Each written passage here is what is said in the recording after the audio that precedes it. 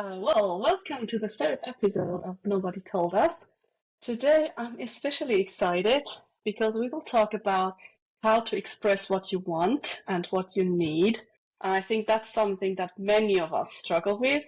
I definitely struggle with it, and I think it's going to be a super valuable episode. Joining us today is Joppe. He's a communications expert and the founder of his own company here in Finland.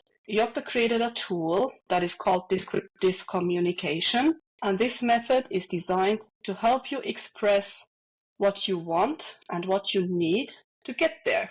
So we will not only talk about this method or this tool, but we will actually show you how it works. So Joppe and I will do a short demonstration session for you in this episode. So if you want to learn how to apply this tool to yourself, then definitely continue listening. But before we go there, Joppe, welcome, and thank you for joining us.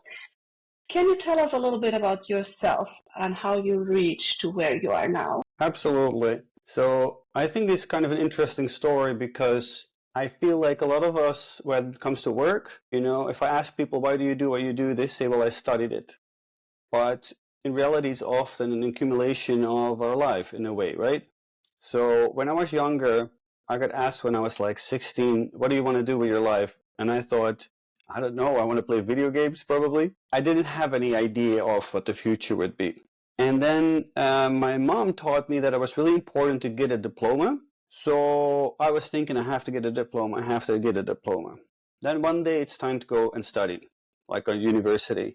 And this happened. I tried 1 year of multimedia, 2 years of desktop publishing, 2 years of tourism, 1 year of art academy, and then 4 years of social work. And then only the social work is the one that I finished. So I'm all ecstatic. I think now I found the thing. Then I find within 2 months I get a job, super quick. I start working. On day number 3, I realize I made a huge mistake. It's not what I wanted. It's not what I like. I like studying it, but I didn't like doing it. Then I noticed that I was kind of stuck in that job because wherever I would go, if I would go to temp agencies or talk with coaches, they'd say like, oh, but this is what you do, right? And I realized that I wanted to kind of reinvent myself, but where do you even start? At the time, I met a Finnish lady, and I thought this is a good idea to move to Finland, get away from my current life so I can make the changes that I felt weren't possible back home. Now I know that one of the reasons why I wasn't able to do what I should have been doing is because I had no idea what I wanted in the first place. And I never really looked into this. Then I start at Lukan. Lukan is a Finnish-Swedish initiative to help people find work and integrate into Finland. And there I look for work, and I did the same thing that everybody does. I'm sending out, 50 resumes a week, hoping that something sticks. I was in this state of I'll do anything, whatever I need, because I really wanted to stay in Finland because I love it here so much. And then I realized, okay, this isn't working. Actually, I don't know how to look for work at all. I have no clue. So I decided to make an effort and concentrate on how to find work. I stopped looking for work and I started to concentrate on how to look for work. Every day at Lukan, very diligently, I'm there surfing the internet, finding manuals. And, some people said the CV is the most important. Somebody else said you have to learn Finnish. Somebody else said networking and all that stuff. How long But I ago? noticed that nobody really... Sorry? How long ago was this? This is 10 years ago? Something like that. So I noticed that nobody actually gave that good advice at all. It was all very vague. It was like, make a better CV. It was, go out there and network. But that doesn't mean anything to me. That's the problem, right? Okay.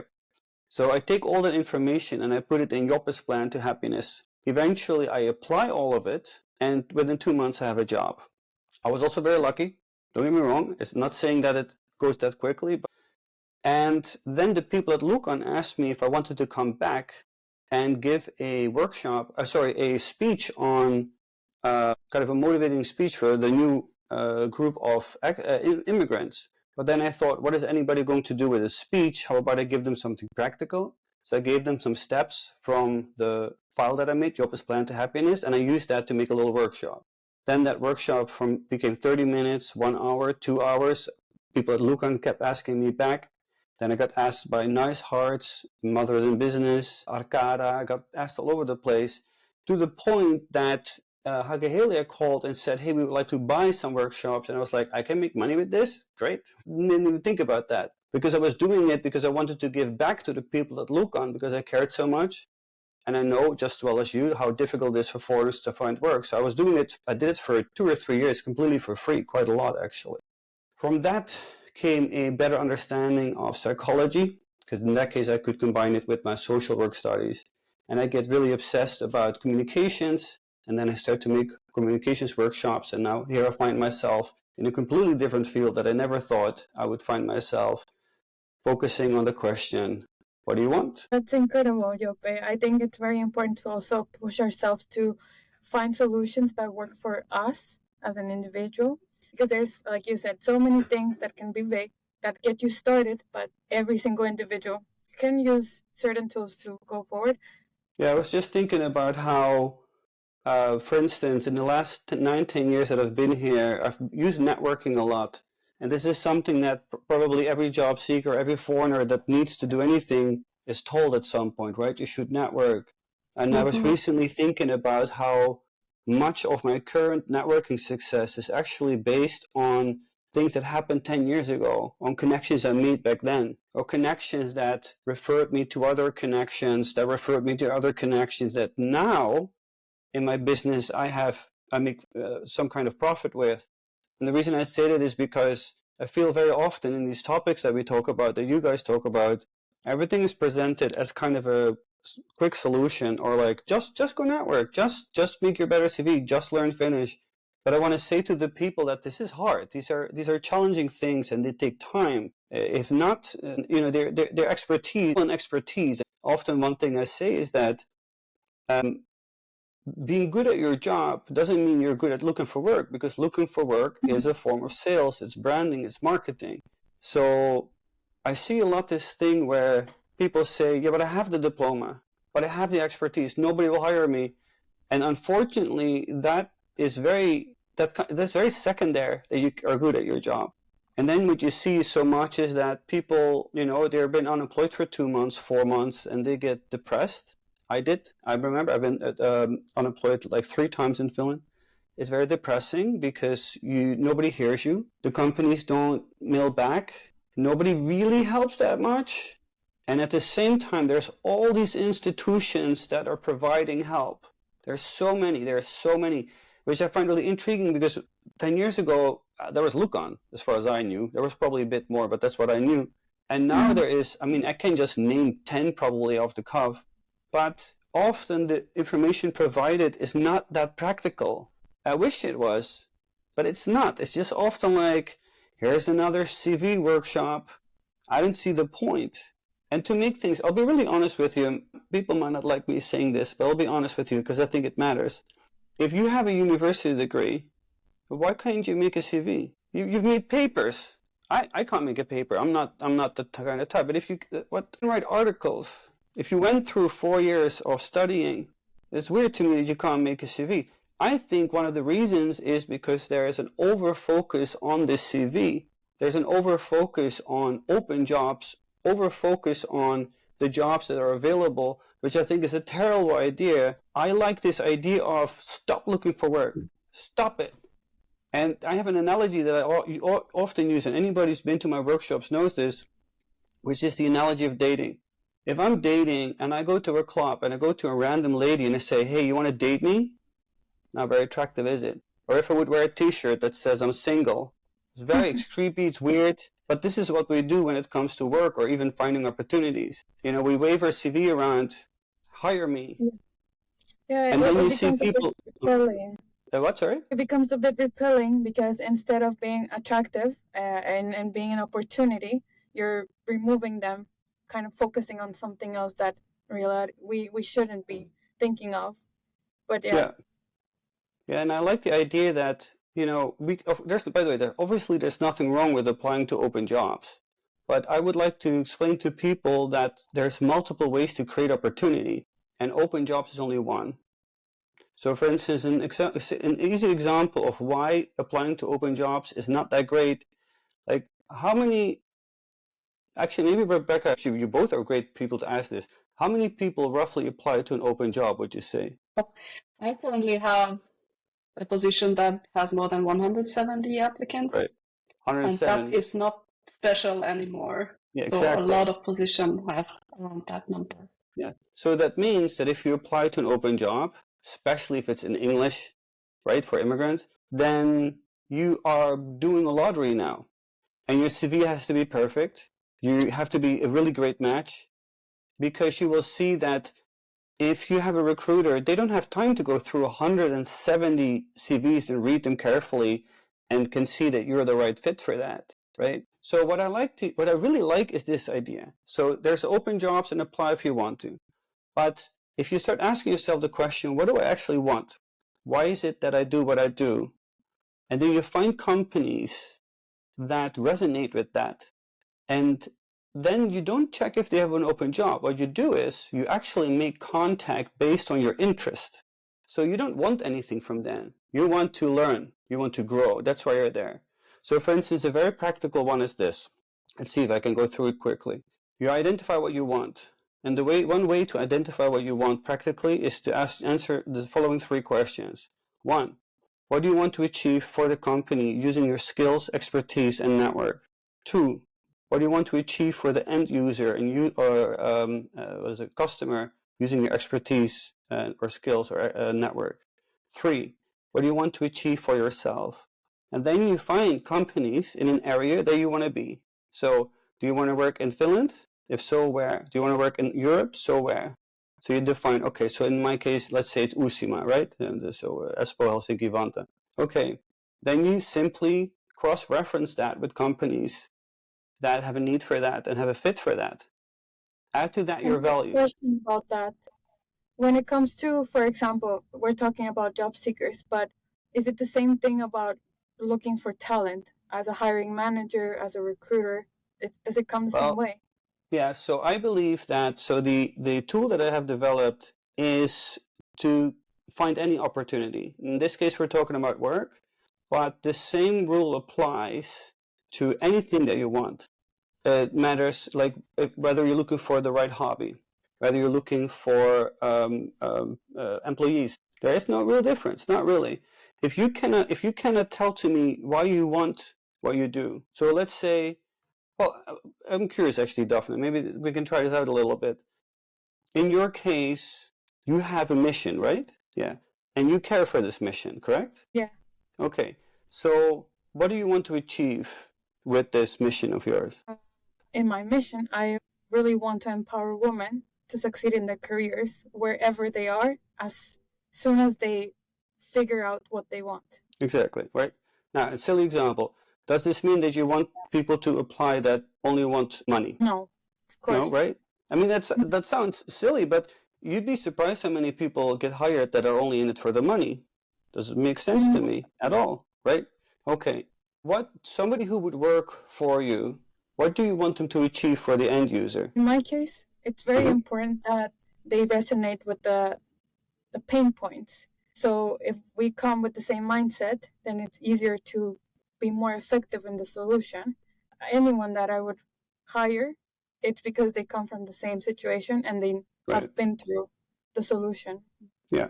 So in this case, for the person applying, let's say that you might meet recruiters, right? So if I'm a recruiter and I'm applying to your company, if I cannot express why I'm there, if my whole argument is, well, I have a diploma in recruitment, I don't even know if that exists, but or an HR diploma, right?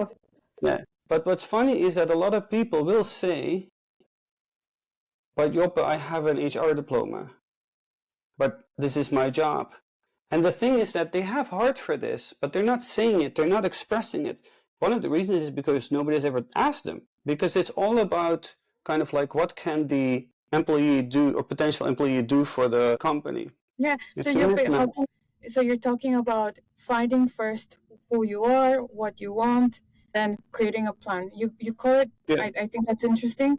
I liked it how you mentioned for yourself, journey to Joppe's happiness, I think you said. That's really interesting, and I think that's meaningful. But how can we communicate it now? which I think that's what many of us are lacking. Okay, so for this, there's actually a formula for this. When a person expresses themselves, let's say in a CV or cover letter or on a LinkedIn post, you always talk like this. Your challenge/problem plus your approach or the solution plus the outcome or wished outcome. That way you force yourself to say the whole story. Because what people do is people always talk in generalizations. This drives me insane. This is why I invented descriptive communication. So it's really simple. Let's say that somebody asks somebody, name me one of your skills. And they say, I'm a good event manager. Okay. Do I now know anything? Not really. And then I ask them, okay, what makes you good at event management? And then they'll say, you know, event management. Well, I don't know. I have no clue, actually. Because if they're not describing what problem they're solving with the skill of event management, they themselves are probably not conscious of what it is that makes them good at what they do. So either they cannot express why they're good at what they do because they're not that good. That can happen. Then you need to be educated. Or when you kind of start to think about how does this actually work, then you start to realize, hey, I am actually good at this. Imagine the confidence you get from that when you're writing something or when you're in a interview. Let me tell you how I do event management. Let me tell you how I solve this. But here's the question, that this is why the question, what do you want, is so important. Because, for instance, let's again with the event management example, why are you doing event management? And like you, Dafne, people have a reason. Often, eventually, by asking more questions, in the beginning, somebody might say, I like to help people. But at the end of the questionnaire, or in the end, they go like, I want people to connect at an event so they can have an experience that helps them forward in the future. Okay, you can put that right on your LinkedIn banner. Challenge plus solution plus outcome.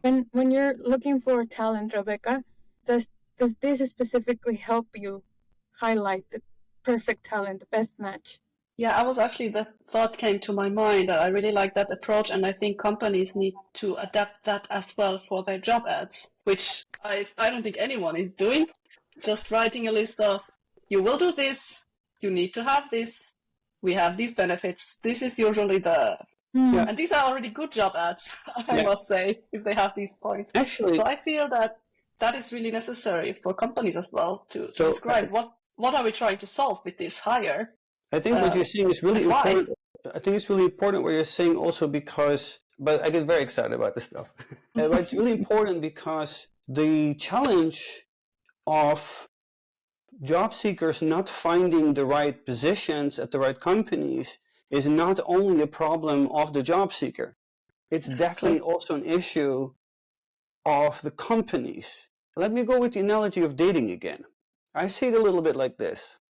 If you go on Tinder, and you have there's a lot of men there, and there's women there. All the men swipe everything. All the men make basic profiles. And the women, in this case, in this example, they get to choose. But there's too much choice. And all the answers are generalized. It's the same at work. Job adverts are boring. They're incredibly boring. They don't say what the company does. They're not talking to me as a person. In order to find me, the person who cares, you have to speak to me. What is it? Why are you doing this? So for instance, if you have a website company that builds websites, you can say, what could be a good way of saying it? We build websites so that people can find the right information and get help as quickly as possible. Again, that's something I can resonate with, right? But as Rebekka says, it's always like, we're looking for this, here's what we offer. And then in the offers are things like, we offer free coffee. Who cares? The same way that if I'm applying to your company and I say I'm a hard worker, who gives this bleep? Tell me who you are. And here's the thing. This is why this works best when we're applying to companies, when we're connecting to companies that don't have open jobs. If I know that I would be a good fit for you, Dafne, for instance, right? For your company, hey, Dingo. Because I realized that, hey, we share the same values, because maybe I've spoken to some of your colleagues, and I've checked that your mission is very clear, and I'm like, hey, this is my mission. I'm an immigrant. I want to help with this, right? there's a high chance I can find out where there's an event where you will be. I go there, I go there, I meet you, say, hey, you're Dafne, right? Yes, I'm Dafne. Hey, you do such great work with Hey Dingo. Hey, actually, I was wondering, so I also have a big heart to help immigrants find the right, female immigrants to find the right jobs. But I noticed that it's really hard for people to find the companies that are in English. How do you deal with that? And then now you have a conversation going. Yes. But if I come straight out of the gate, hey, do you have work for me? Whoa. If I then haven't started a conversation with you, I can ask you a simple question. This is my favorite question in the whole world. It's the question, hey, when it comes to the recruitment that you guys do, what are the main challenges that you have? And you probably will tell me because you want the solution to your problems. What challenges do you have? And you're like, let me tell you about my problems. And then now I know. What do? Well, I offer you a solution. If I offer you a solution for a problem that you have, are you going to end the conversation? No. You're going to be like, maybe we should talk more, probably. Now, of course, there's always, like budget for hiring people can be an issue. There's all kinds of things. But now first of all, I've met an event where I normally would not have gone if I only applied to open jobs. I've met you in person. You now know me. We've had a nice conversation, so now you're more likely in the future to advocate for me. I now know what a company like yours, what kind of troubles they have. If I do that with multiple of the same kind of companies, I will start to see a pattern. Now I take that information that I got from our conversation and from the other people, and I feed that back into my cover letter, CV, LinkedIn. Also, I'm active, not reactive. I'm not waiting for companies to email me back. I'm active. So I keep a lot of pride, I keep confidence, I keep my sanity. And now if I do end up at a job interview and they ask me, what have you been up to? I have stories. I can then say, hey, actually, so I was doing research on this particular topic, and I spoke to Dafne, and I spoke to Rebekka, and I met, Michaela Kettner, and so on and so on. There's so many names to name, But it starts with, what do I want? Why am I here? Why am I here? What's the point of this? Having said that, somebody might say, yes, but Joppe, I really need money. I need whatever. Well, I would still recommend this, and then just find whatever simplest job you can find. But all of a sudden, you have a real reason to do that job. Because then that job becomes a stepping stone, a pause. I'm only doing this for the money, but I know where I really want to be. And that means that I get to spend my time at networking events where I need to be. I know what my questions will be, and so on and so on. Yeah, I think that's very important. I always tell people that if you're going to networking events, go with the mindset of, why am I going there? Who do I want to talk to? And what 2 questions am I bringing in my pocket? Exactly. So if I find the correct person, I will ask the correct questions, and instead of just going all over the place. Mm-hmm. And I think that's part of descriptive communication that you're teaching. I don't know if you would like to talk a little bit more regarding like the business area, maybe something that Rebekka and I could implement as, like more on the inside instead of searching for work that's on your mind that you practice. Okay, I'll share something with you, and you can tell me whether this is relevant for you or not. So I've been doing research on employee disengagement. And the reason why I started to do that is because there's clearly a discrepancy between how people find companies, the job seekers, and the jobs that are available. People cannot find each other. Having said that, even the people that are hired, there is a lot of people that are not in the right functions, not at the right company, and they're disengaged. I'm not talking about the people that leave. That's a whole other issue. I'm talking about the people in your company that are checking out. There's a term for it, what they call it, quiet quitting. You stay at the company, but I'm not doing anything. The numbers, wait, actually I have it open here somewhere. So the numbers are as following. Worldwide, and this is, what do you call it? What do you call it again if it's calculated out of everything? Average? Average, thank you. Oh. Yeah, sorry, I couldn't come up with the word average. So this is an average of the way that people are engaged or not. So according to the statistics, 13% of the people at your company, at a company, are engaged. 13%.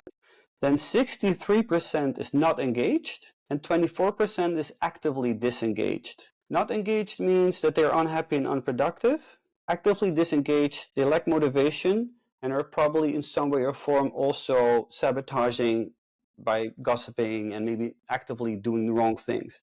This cost the company, 34% of a yearly income per employee. Why am I saying that? Because asking the question, what do you want to find work, is the same question you ask as an employer when we're looking for employees. What do I want? But also, if you're at the company, if you have your people, you have your 50 people, you have your 100 people, by asking them over time and time again, why are you here? It's really important because it will help people engage. And why are you here cannot be made, that question cannot be asked with any assumptions. So for instance, I find it really funny that, there's the yearly conversation about where do you see yourself in 5 years? How many people answer that honestly? How many people think about that before they go into this talk? And don't think a lot. But if I'm a manager, if I'm a CEO, if I'm C-suite, and I make it my goal to know what my employees want, and to really want, not like if I ask my employee, what do you want? And they say, we want a foosball table. I don't think that's that interesting. But to ask them, why are you here? But that also means that you need to know as manager, project manager, team lead, CEO, why am I here? What are we doing? And we cannot make up anything. It has to be real. So that if I say, okay, my mission as CEO and the company's mission is to create a better world through improved communication, and you're my accountant, why are you here? Do you agree with this mission? And then you can ask a simple question. If you agree with this mission, then how do you use the skill of accounting to help us achieve that? And these answers don't have to be difficult. They don't have to be complex. They don't have to be big. They can be very simple. But the beauty is that by asking that, it creates connection. It creates loyalty. People want to stay. They feel at home. They're like, hey, my CEO, my project manager, they care enough to ask, why am I here? Because I'm a person. And work is a way of expressing yourself, as everything else is. And if I get to express myself in a way that fits me, then I will become creative. I will become useful. I want to be here. But if you don't ask me why I'm here, if you don't care, if you just want me to do my job, if you only want me to do my job in a way that you see fit, then my sense of self erodes, and slowly over time I stop caring. And I might still come at 9 and leave at 5, but I'm not fully engaged. I'm on Facebook. I don't prepare for meetings. And think about it. If 87% of your company is doing that, what are you doing? What's the point of any of this? It saddens me, really. I find it disturbing, the idea that that's the case. But in order to ask the question, what do you want? Whether it's for jobs, finding employees, or keeping employees happy, you need time. You need to take a breath and sit down and properly ask the person in front of you without judgment, what do you want? Why are you here? Why are we here? Is that something that you practice, Rebekka, for example, in the interview phase, or is it more internal? Or what do you say? You mean from company point of view, that Yeah. we practice? What are we actually doing? Why are we doing this? Or... Do you think your fellow recruiters, do they do these sort of like questions, or would we benefit as a whole asking these questions that Joppe just mentioned? I think probably as recruiters, we do ask similar questions, maybe not going as far as Joppe is probably saying. So we usually have, 20 minutes phone conversation. So we don't go super deep into these things. But usually we do ask some kind of purpose question or, what are you looking for? That, yes. I think when it comes to actual hiring teams, hiring managers or executives who are interviewing, then it varies a lot. So it can be anything to really deep, meaningful conversations to basically tell me what you did from 2005 to 2008. That's that. So it really depends, I think. But of course, these deeper, meaningful conversations are the ones that give you the valuable hire. And that's in the recruitment community, that's common knowledge, but we need to maybe still work harder to get that knowledge out there to everyone who is involved in hiring, because we are only small wheel in the machine. What comes to mind is that, HR is often trained to do that, right? There's a high importance for empathy, but project managers, team managers, COOs, they always tell me the same thing. They're like, I don't have time. But if you're working, then you're not managing. And I find it interesting that if to me, and by the way, I'm not saying that it's this simple for companies to make this change, but if you have managers and they're working, then they're not managers. They're employees like everybody else. They just have a title that's called management. Management means to create a space for other people so they can express their expertise. You as a manager should be doing nothing. You should be sitting on your ass. You should have time for these kind of things. But why is it like this? Well, what happens is that somebody gets hired like a manager, has a team of 6 people. One day one of those 6 quits. Who's going to do their job? Okay, well, the manager takes that work on themselves. Now somebody else quits because they need to cut the money in the company, right? There's less budget. Okay, so now the manager is doing management and 2 jobs. Yeah, I wouldn't have time either. But if you as a company want people to be happy, if you want to save the money of people disengaging, and I mean, if you calculate, I mean, just think about it. What did I say? 34% of an annual income is wasted by an employee disengaging. So I think if you have a company of 100 people, 34% of their, 100 people, 87% is disengaged. 34% of their income, actually might have it here somewhere, comes to 1,284,000 you're missing out on.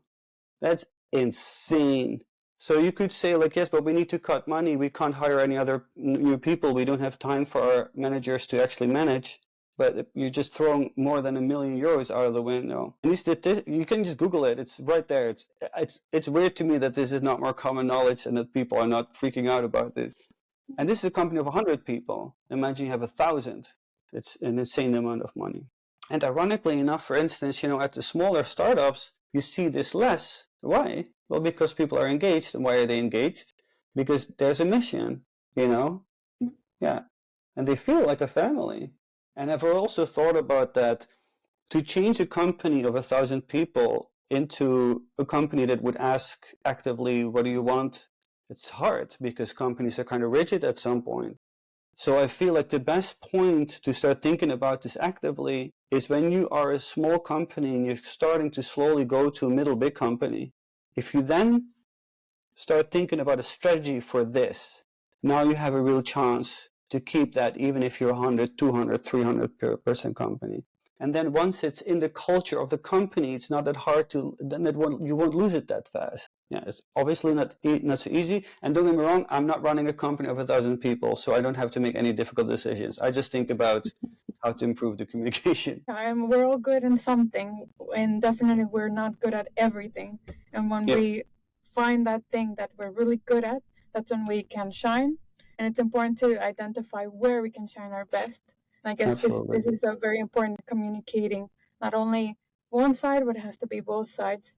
And I don't know if there's any practical thing that you would like us to do in this episode with maybe Rebekka. Do you want us to practice? Yeah, I thought that if you want to try, we could try a bit. Yeah, we could try a little bit of descriptive communication. So there is a rule that goes like this. When I ask a question, rule number 1 is try and answer it. Okay. The reason I say that is because often when I ask people, what do you want? They start asking me all kinds of questions. But I don't know what you're going to say. There's no right or wrong answer. Okay. Try and answer the question. 2, if you're not sure, then you think about what most likely is the answer. 3, if you really, really cannot answer the question, you're going to make something up. Okay. The point of this is, so just to answer something, you'll see. Okay. I would like you to take a moment and kind of feel how you're feeling in your body, if there's any tensions there or anything weird. Okay. I always start with the same question. It's a simple question, can have very difficult answers. What do you want? Let me think for 1 second about these questions. Okay, I will make this career related because we are a career podcast. So let me answer, what do I want? And let me start with a very general answer to see what you can do with that. I want to grow in my career. Okay, grow in your career. It's the your most general case, thing I can think of. by the way, good that you say this because this is common. Everybody always gives generalistic answers. Very normal. Mhm. What does grow in your case mean? Growing for me means to learn new skills and to apply them, and to be honest, eventually also to move, let's say, up in the Okay, hierarchy too personal. and to be able to Too apply those personal. skills. You said learn new things. What do you want to learn? I want to learn how to communicate better with people. I want to Okay. learn how to... Oh, let's stop at pick that that, one. because I want to communicate Exactly. Very better, good. yes. Communicate with people. Why do you want to communicate better with people? Because I feel that in order to express what I want to get across, like my message or the value that I bring, I need to be able to communicate it. So sometimes I still feel I am not really able to do that properly. Okay, I have a question for you. A year from now, you have learned better communication. Mm-hmm. You look back, you're proud of what you have done. What have you achieved personally and in your work? I have achieved... That's a very good question. Dafne, maybe cut all that thinking time that I'm putting in now. No worries. No worries. Now, what have I achieved? I will sit at more tables. So, Make it more let's say at practical. more impactful tables, more practical. Impactful tables. What does that mean? Yeah, that's very general. I will be in meetings where things are decided. So I will sit with the VP of my department that I work with. I will be involved in planning, in strategic conversations. Sorry, I'm going to repeat the question again. To do what? To achieve what? You're in that meeting with the VP. What are you talking about? What do you want to achieve? I want to achieve being involved in the decisions so that I can have an impact on who we recruit, how we recruit, when we recruit. Okay, that's very clear, people. right? Okay, so if I summarize briefly, you would like to learn improved communication to be involved in who you recruit, what did you say? How and when. How you run, okay. Who, how, when, basically. What in your communication needs to be improved in order to get to that table? I need to communicate more. Basically, More I don't need to communicate. I don't need to communicate better in terms of words or what I use, but I need to communicate more. Like, I do a lot of work in the background that is not necessarily visible. I need to communicate that work and my thought processes behind that. Very good. By the way, I want to point something out. It's very important. You said first, I want to communicate better. But now, because I thought you meant to be able to speak better. But now you're saying, and I love this. Actually. Right? I want to be able to express what I do actively. Okay.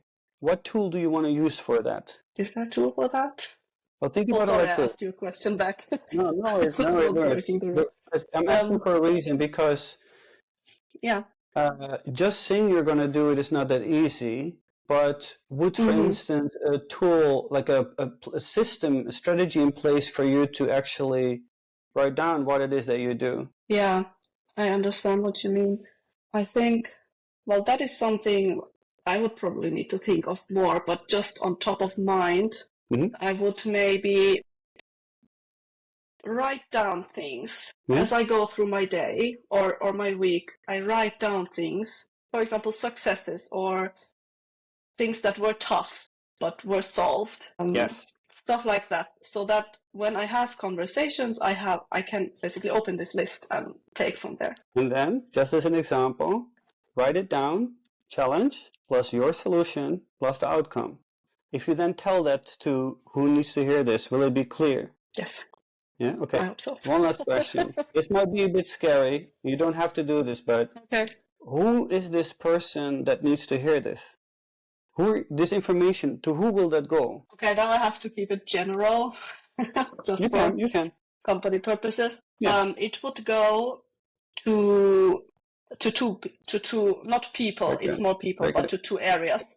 The leadership of the department that I work with as a recruiter, and also the leadership of the talent acquisition department. Okay, very good, very good. So you want to improve your communication in the sense that you write down what it is that you do, what you solve, and the outcome of that.